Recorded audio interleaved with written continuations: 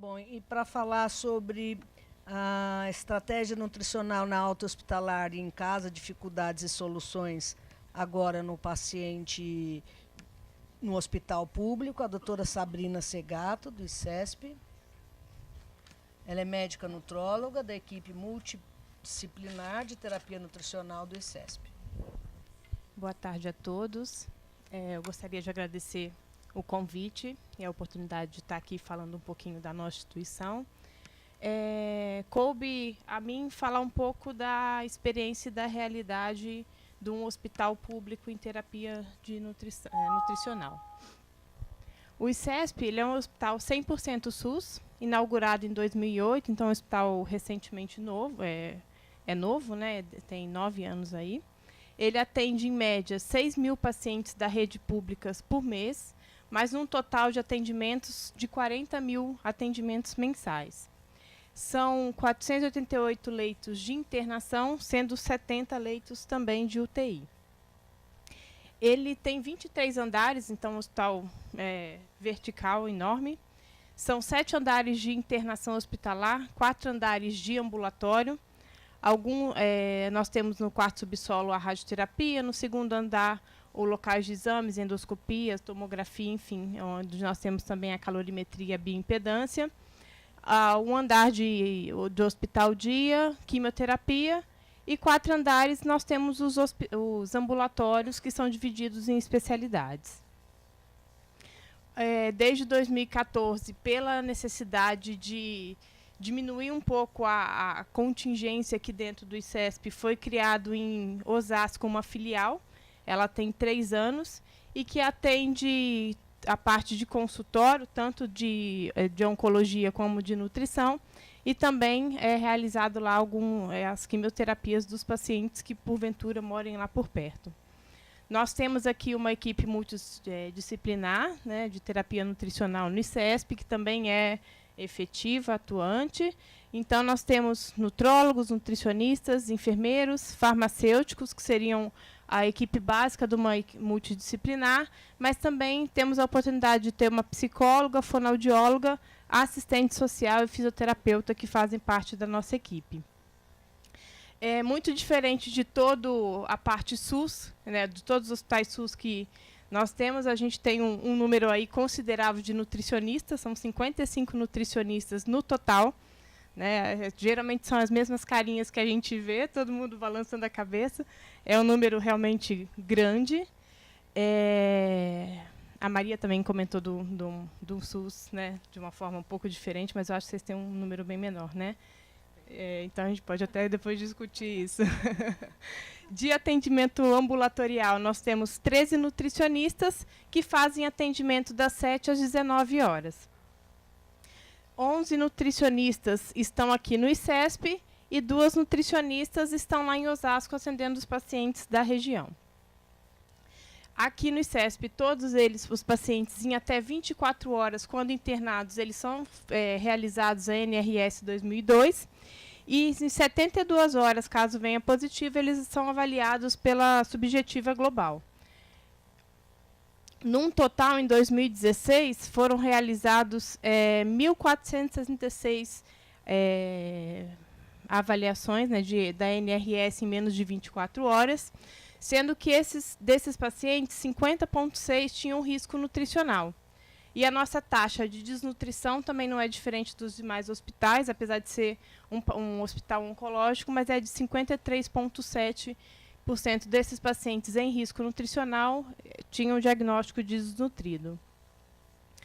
Em média, nós temos 100 pacientes dias com terapia de nutrição oral, né, em uso de complemento oral, média de 460 pacientes mês, 58 pacientes dias em terapia nutricional enteral, uma média de quase 200 mensais, e 12 pacientes dias em terapia de nutrição parenteral, uma média de 42 por mês. Esses pacientes internados, sabemos que a média é de 53% a 63% desses pacientes são desnutridos, e eles têm que ir para casa com um acompanhamento com um plano hospitalar de terapia nutricional. Então, na alta hospitalar, esses pacientes são encaminhados pela nutricionista do andar que assiste o paciente para o ambulatório de nutrição. E qual é o perfil nutricional desses pacientes que vão para o ambulatório de nutrição? Em 2016, foram 22 mil consultas de nutrição em todo o ICESP, né, tanto aqui quanto em Osasco. Claro que aqui no ICESP o número é bem maior, né, nós temos quase 20 mil atendimentos aqui no ICESP, e lá em Osasco de 2 mil atendimentos em 2016. O perfil de risco nutricional é de 45,8% dos pacientes do ICESP, que não é muito diferente também dos pacientes de Osasco, de 42%. E quando eu pego os pacientes em risco nutricional, a taxa de prevalência de desnutrição ambulatorial, ela é um pouco até maior do que o global que nós temos aqui no hospital. Também eles são encaminhados justamente por isso, né? 73% dos pacientes estão em desnutrição. É um número considerável. Então, quem encaminha esses pacientes para o ambulatório? Da mesma forma que lá no CEPOM, os pacientes eles podem procurar o atendimento nutricional por livre demanda, ou os pacientes vão encaminhados da nutrição por encaminhamento médico, ou a própria equipe multidisciplinar encaminhar esses pacientes, né? Então, o acesso ao ambulatório de nutrição ele não é difícil, ele é fácil. Esse aqui é o rosto, né, do nosso registro em prontuário, de como as nutricionistas acabam atendendo os pacientes. Então, tem a ficha aí de retorno ou de primeira consulta. E tudo é baseado em protocolo de dispensação ou início de terapia oral e enteral. Então, nós temos os protocolos e eles são seguidos pela equipe de nutrição, que é baseado na ingestão alimentar do paciente, nas suas necessidades nutricionais, no estado nutricional segundo a ESG, segundo o porte de cirurgia e as condições clínicas, né, função renal, absortiva, o controle glicêmico, enfim. Nós temos aí os protocolos baseados nesses pilares. Para ter uma noção do número, no total de pacientes com nutrição integral e oral em julho de 2017, o número de atendimentos foram de 856 pacientes, né, atendimentos em terapia nutricional e oral, e o número de primeiras consultas foram 432 pacientes atendidos. E tem um volume de dispensação de dieta integral e complemento também absurdamente grande. Em média, o que se distribui por mês são 8.300 litros de dietas mensais, de dieta polimérica, fora as demais dietas também dispensadas. Então, é um volume muito grande de dieta dispensada aos pacientes. Quais são as modalidades de atendimento? Consultas, né, que é um atendimento individualizado, onde é feito a primeira consulta e os pacientes têm os retornos de média de 30 minutos de duração. Os pacientes em quimioterapia, eles são encaminhados também e atendidos, que é um atendimento muitas vezes em grupo, ou então é feita uma triagem semanal nos pacientes da radioterapia, eles são encaminhados para o ambulatório, principalmente os pacientes que têm mais sintomas em relação à radioterapia, que é do câncer de cabeça e pescoço e do trato gastrointestinal. Isso é feito através do diagnóstico de fatores de impacto no estado nutricional. Então, aqueles pacientes que têm já sintomas relacionados à radioterapia, a gente tenta intervir o mais rápido possível para evitar a piora do prejuízo do estado nutricional. Existe também o atendimento em grupo de radioterapia de próstata, o pré-operatório de cirurgia de cabeça e pescoço e trato gastrointestinal, em que é feito tanto a avaliação pré-operatória, enfim, e tentar amenizar aí a parte de complicações do estado nutricional desse paciente pré, tanto também como as orientações no pós-operatório. E na quimioterapia, os pacientes que estão no primeiro dia de quimioterapia, que vão ser submetidos de câncer de cabeça e pescoço, do trato gastrointestinal ou de pulmão, eles também são orientados em relação à dieta. E isso é feito para evitar e orientar realmente a parte precoce e o alívio dos sintomas durante todo o tratamento da quimioterapia. Enquanto os acompanhantes e os pacientes estão na sala de espera, existe um atendimento e uma educação continuada desses pacientes, em que é feita uma orientação na forma de palestra, uma orientação rápida nessas recepções, E para tentar orientar em relação à parte alimentar realmente, o alívio dos sintomas, uma dieta, um estilo de vida um pouco mais saudável em relação à dieta. Para facilitar os pacientes que vão de alta, ou mesmo os pacientes de ambulatório, tem o serviço também do Alô Nutrição. Esse serviço funciona 24 horas, tem uma nutricionista disponível para estar atendendo as dúvidas dos pacientes e acompanhantes, né? Então, a demanda também espontânea desses pacientes, em relação a tanto a terapia prescrita ou quanto a algumas dúvidas que eles tiverem. Esses são os principais motivos de ligação. Entre elas, a principal motivo de ligação são dúvidas realmente ou para auxílio realmente nos efeitos, nas complicações da dieta enteral, e também em relação à alimentação da via oral. Mas existem inúmeros motivos, como em relação à consulta de nutrição. Alguns ligaram para o Alô Nutrição, era para o Alô Enfermeiro, enfim, teve, né, acho que erraram aí um pouquinho a coisa, em relação sobre a alta, sobre a dispensação. Então, existem N motivos, mas o principal realmente é em relação à dieta, tanto enteral quanto à oral. Durante todo o período de internação, nós temos o projeto de educação familiar, e que esse paciente internado, desde o momento que ele passa a sonda nasoenteral, as nutricionistas que estão no andar, elas começam um projeto, né, um programa de educação continuada, em que esses pacientes, acompanhantes ou paciente são orientados, em relação à dieta enteral, como manipular, os cuidados, enfim.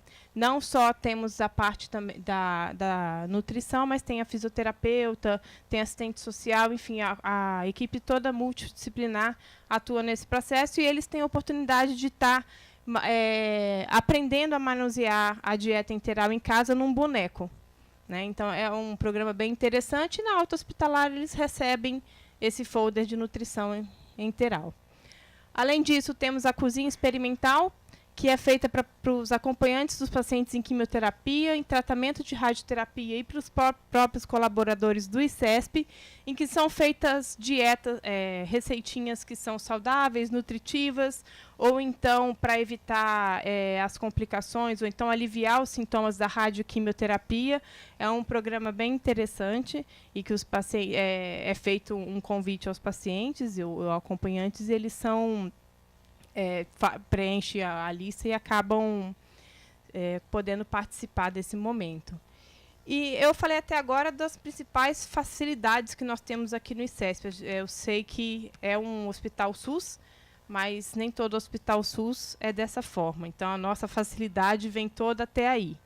E como se trata de um hospital SUS, nós temos a dificuldade, que eu vou falar agora, que é principalmente a dificuldade social desses pacientes.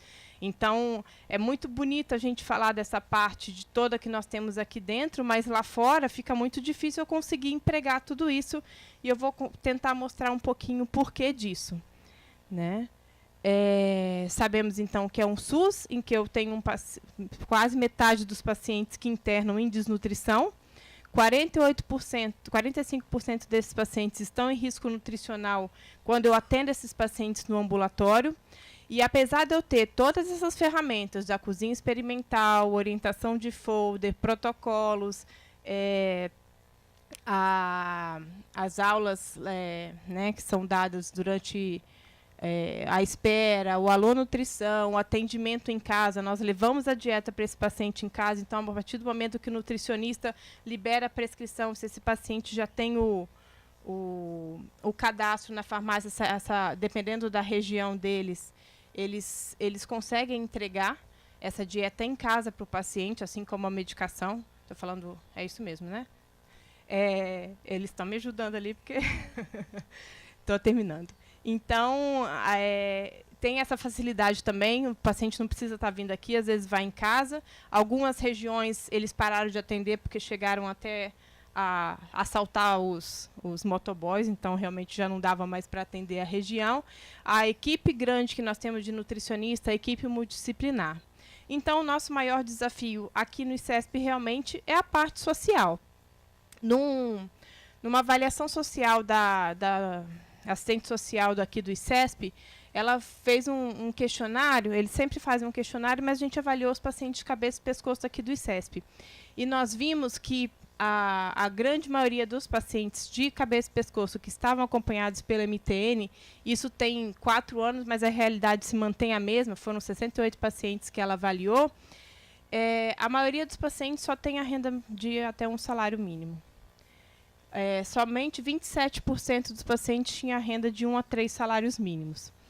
E os demais pacientes não têm. É claro que vocês depois podem até questionar, mas paciente cabeça e pescoço. Realmente eles têm um perfil social um pouco menor, mas são a maioria dos pacientes que estão em dieta enteral são pacientes de cabeça e pescoço. Então, eles estão aqui na classe D e E, né, da segundo DIEESE.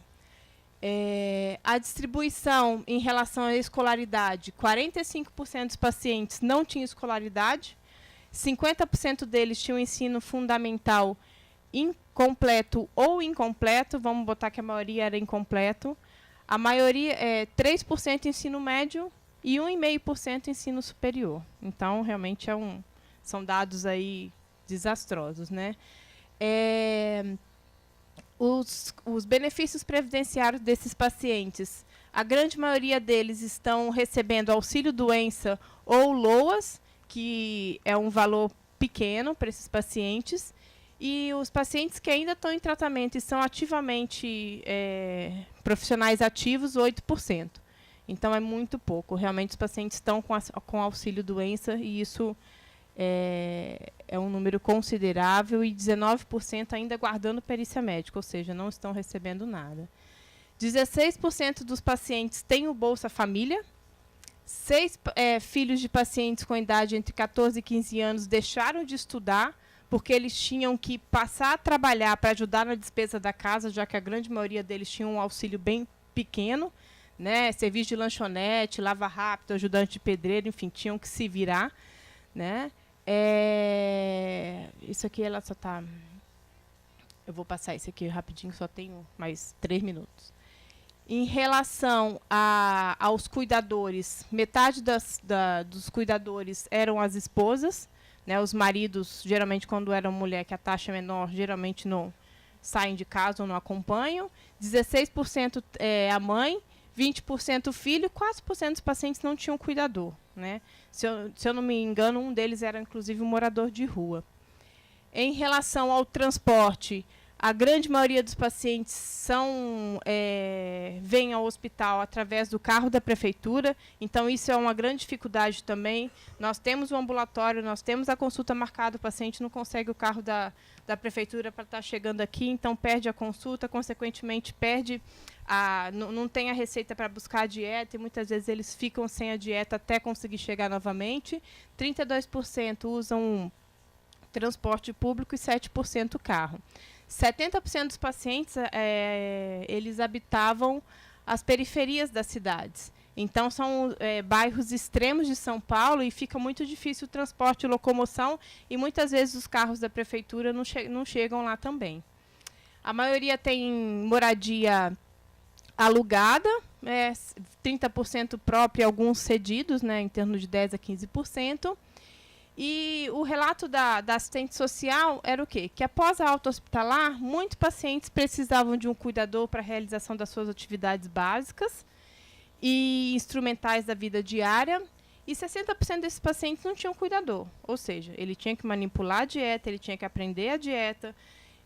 Sabemos que o grau de escolaridade deles é baixo, então o entendimento que eles têm em relação à dieta, nem sempre a gente consegue saber se esse paciente está fazendo de forma correta ou não essa dieta em casa, né? Então, eles têm dificuldade de ter um acompanhante para chegar até aqui, como já foi dito nas palestras anteriores, esse paciente já ficou internado muitas vezes, tem depressão de massa magra, é um paciente que precisa realmente de auxílio, inclusive para se locomover, então fica muito difícil.